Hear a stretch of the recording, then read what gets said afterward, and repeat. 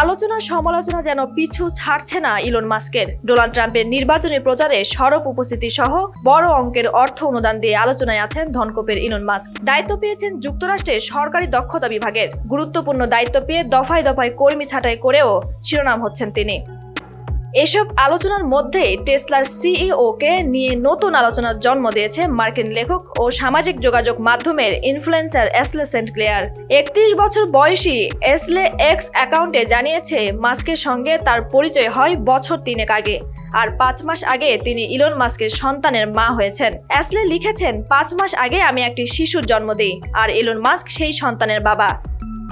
এসলে নিজেরও তার সন্তানের নিরাপত্তা গোপনীয়তার কথা চিন্তা করে এতদিনের সন্তানের বাবার পরিচয় প্রকাশ করেননি। তবে কিছু ট্যাবলয়েড পত্রিকা মন গড়া খবর প্রকাশ করেছে দেখে সত্যিটা সামনে আনলেন। তার মতে, আমি চাই আমাদের সন্তান একটা স্বাভাবিক আর নিরাপদ পরিবেশে বড় হোক। আমি গণমাধ্যমকে অনুরোধ করব যাতে আমাদের গোপনীয়তাকে সম্মান করা হয়। এ নিয়ে অনুসন্ধানী প্রতিবেদনের পেছনে না ছোটার জন্য অনুরোধ করছি।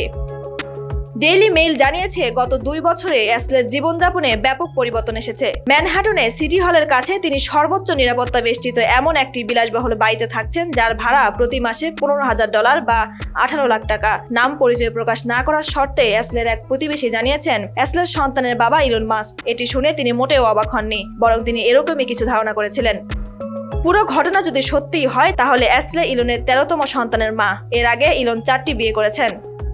Tanzil Akter, News Now 24।